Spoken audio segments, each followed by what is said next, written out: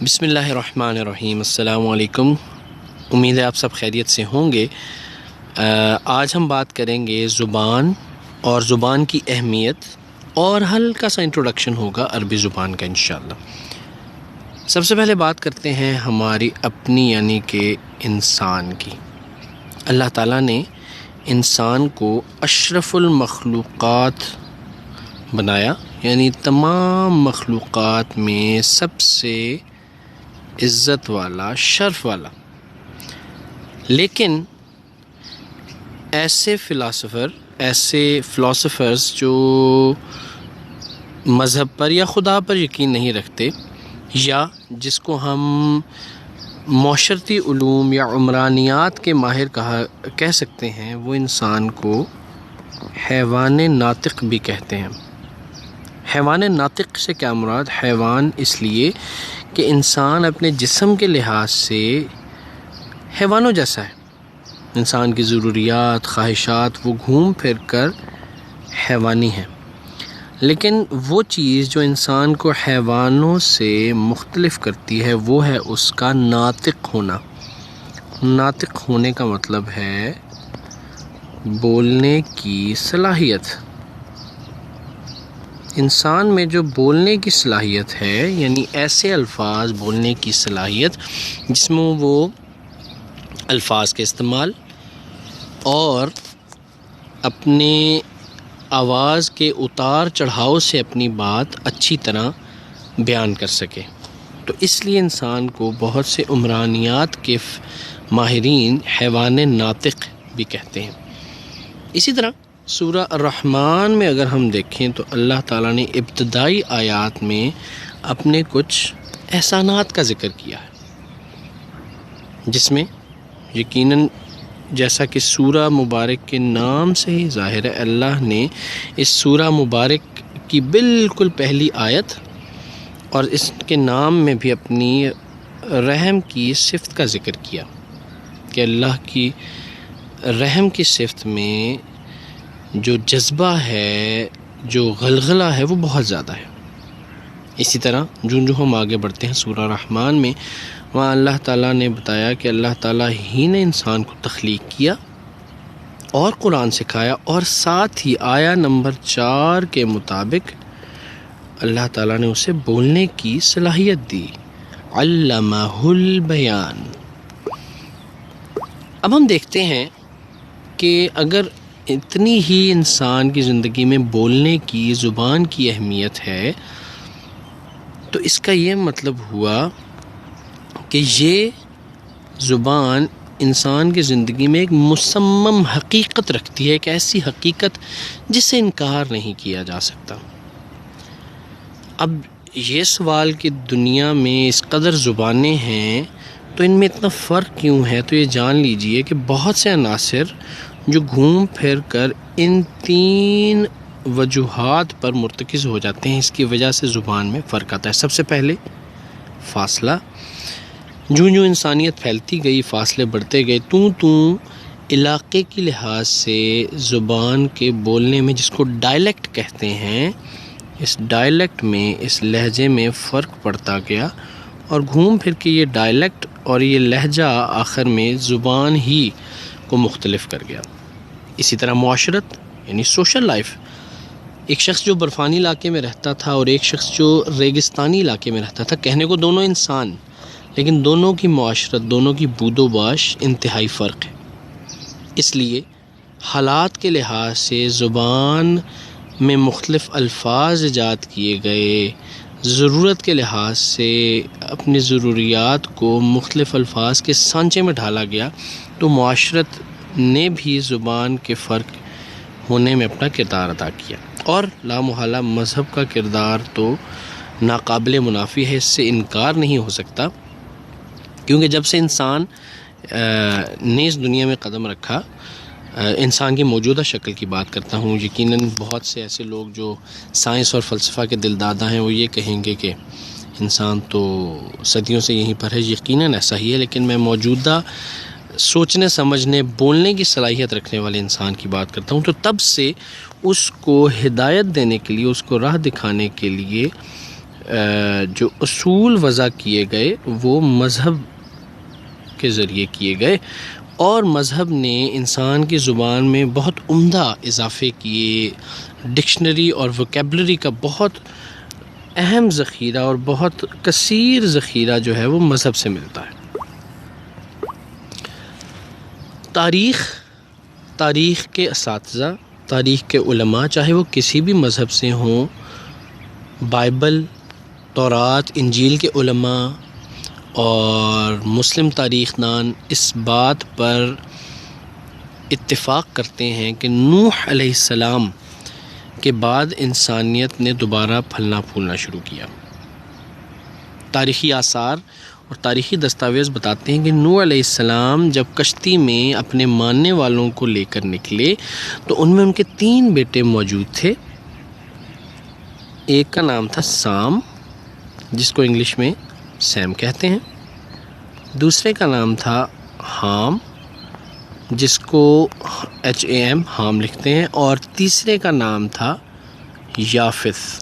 اب ان کے بیٹوں کی آل اولاد کے علاوہ اور بھی ماننے والے نوح علیہ السلام کے ساتھ کشتی میں موجود تھے، لیکن ہوا یہ کہ یہ لوگ جہاں جہاں ان کے بیٹے جہاں جہاں بسے تو باقی لوگوں نے انہی کے ساتھ خود کو منسوب کر لیا اور انہی کے نام میں ضم ہو گئے.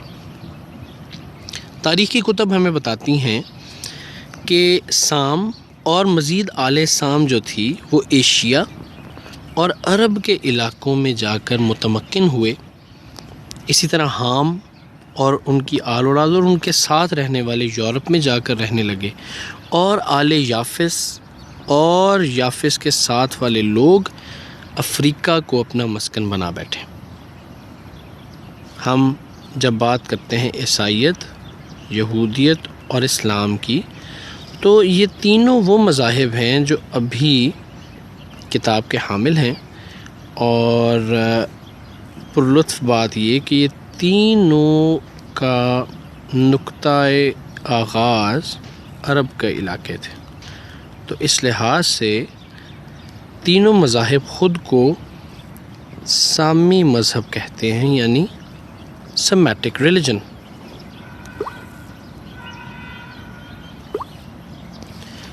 اب ہم عرب قوم کی بات کرتے ہیں، کیونکہ ابھی ہم نے بات کی کہ موجودہ دور میں جو 3 بڑے مذاہب ہیں کتاب والے، وہ تینوں کے تینوں عرب سے تھے.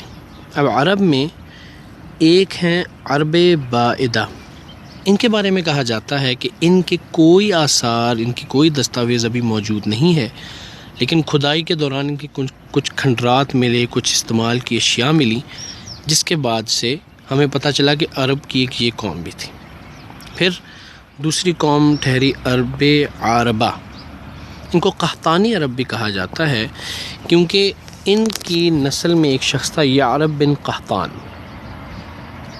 ان کی آل اولاد سے عرب عربہ بنے اور انہیں یمن میں رہنے کا اتفاق ہوا، لہٰذا ان کو یمنی عرب بھی کہتے ہیں. تیسرے عرب جو سب سے اہم تھے وہ کہلائے عرب مستعربہ، جن کو عدنانی عرب بھی کہا جاتا ہے. اور پرلطف بات یہ کہ اللہ کے رسول صلی اللہ علیہ وسلم جب اپنا شجرہ نسب بیان کرتے تھے تو وہ اپنے 21ویں جد امجد عدنان پر جا کر خاموش ہو جایا کرتے تھے. تو اس لحاظ سے ہمیں پتہ چلا کہ عرب مستعربہ وہ عرب ہیں جن میں قریش بھی نکلے، جن میں قصی بن کلاب بھی تھے، جو 6 صدی عیسوی میں آئے، اور انہوں نے جو قریش اور آس پاس قبائل تھے ان کو متفق کیا اور آگے حجاج کی خدمت اور جنگ کی ڈیوٹیاں آپس میں منقسم کی. کسی بھی زبان کی بنیاد حروف ہوتی ہے. اب حروف جب بھی زبان میں آئے، کیونکہ زبان شروع ہی سے بولنے سے تعلق رکھتی ہے، لکھنے کا رواج بہت بعد میں آیا. کسی بھی بستی میں، چاہے وہ بابل کی ہو، چاہے وہ انڈس ویلی سویلائزیشن ہو، چاہے وہ پرانے عرب ہوں، چاہے وہ افریقہ کے رہنے والے ہوں، آل یافث، ان میں زبان کا تعلق بولے جانے سے تھا، لکھنے کا رواج بہت کم تھا اور لکھنے والے بھی بہت کم تھے، اس لیے لکھنے کا فن بھی اتنا زیادہ پنپ نہ سکا۔ تو اس لیے جب لکھنے پر زیادہ زور دیا گیا تو حروف کی ضرورت محسوس ہوئی۔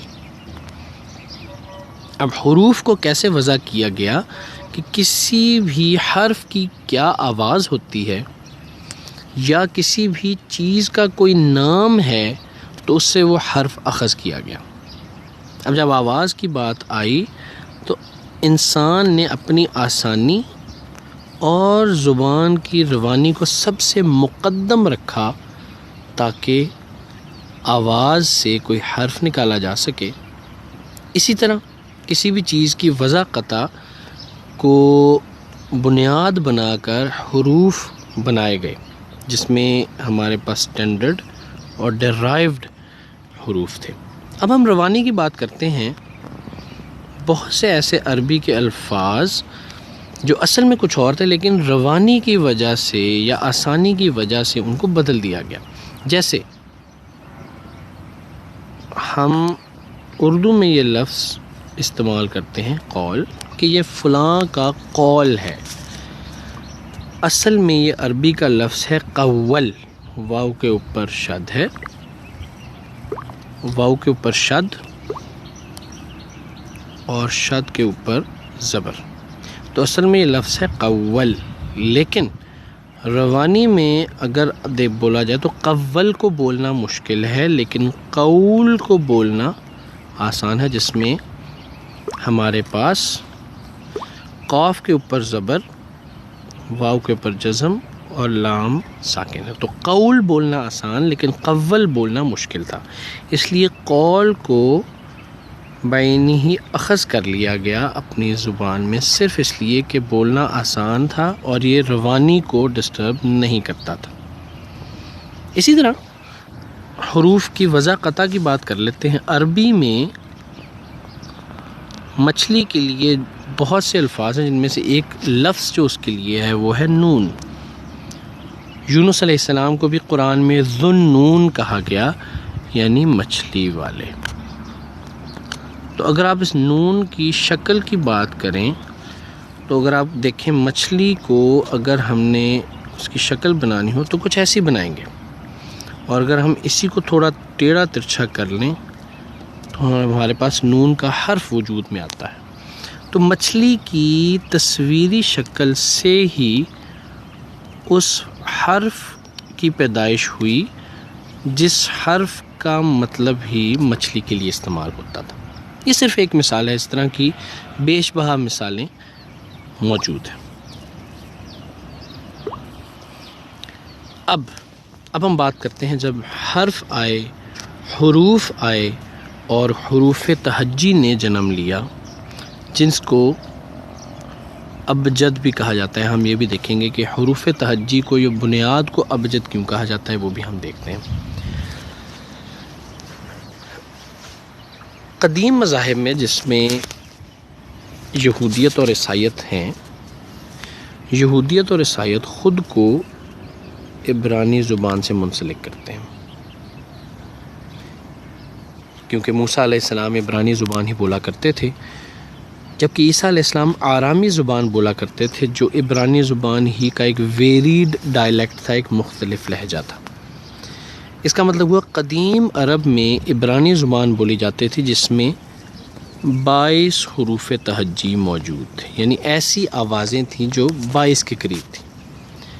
اب جب عدنانی عرب آئے، یعنی وہ عرب جو حجاز میں مکہ، یثرب، طائف، نجد ان علاقوں میں موجود تھے، انہوں نے عبرانی ہی سے اپنی زبان کو اخذ کیا، یا اس کی بنیاد عبرانی زبان ہی تھی، لیکن کچھ ایسے الفاظ عرب میں موجود تھے، قحطانی عرب اور عدنانی عرب میں، جو عبرانی میں موجود نہ تھے۔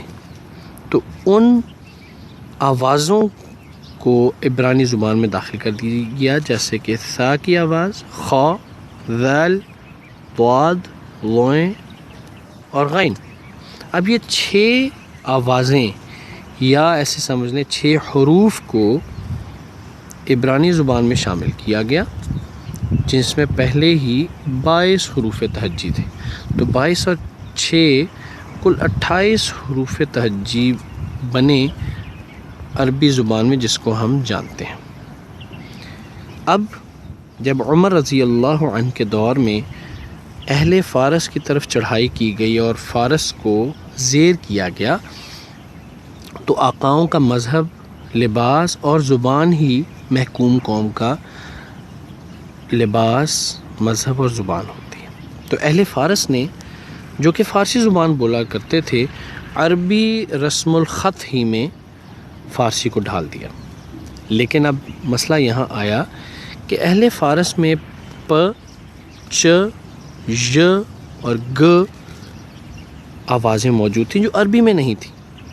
تو فارسی لکھتے ہوئے عربی رسم الخط میں جب فارسی کو لکھا جا رہا تھا، تو انہوں نے عربی رسم الخط میں ان 4 آوازوں کا اضافہ کر لیا. تو عربی حروف تہجی 28 ہوئے، جس میں 4 آوازوں کا اضافہ کیا گیا. تو اس وجہ سے فارسی میں 32 حروف تہجی بنے.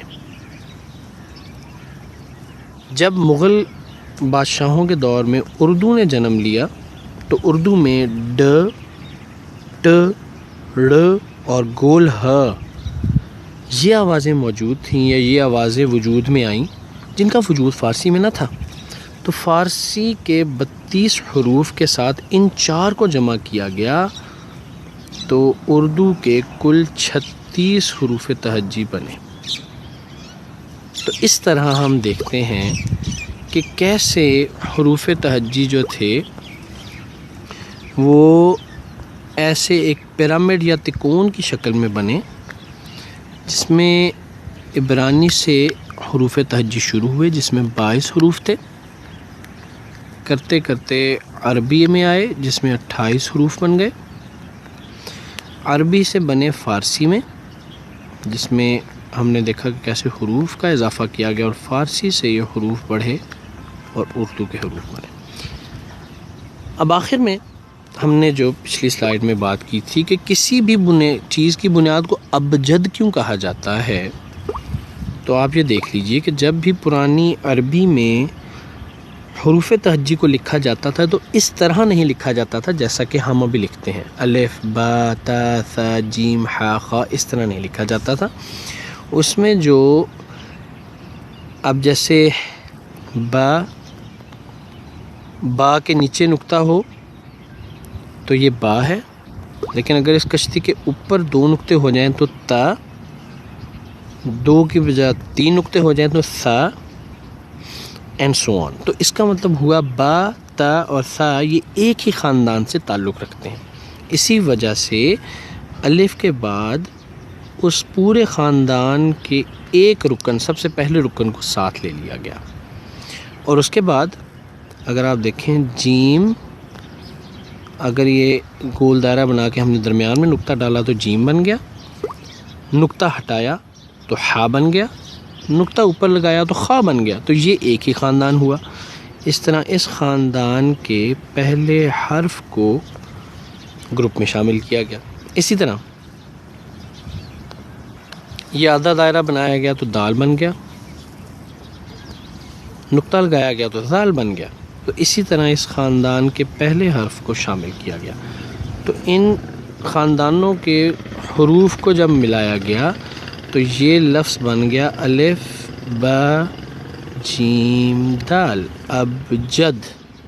تو چونکہ عربی زبان کے بالکل بنیادی جو گروپ ہے اس میں یہ 4 حروف ہیں جو ابجد مل کر بنے، تو اسی لیے یہ محاورتاً بھی استعمال ہوتا ہے کہ اگر کوئی شخص کسی چیز کو، کسی فن کو نہیں جانتا، تو ہم کہتے ہیں کہ یہ تو اس فن کے ابجد سے بھی واقف نہیں، یعنی بنیاد سے بھی واقف نہیں.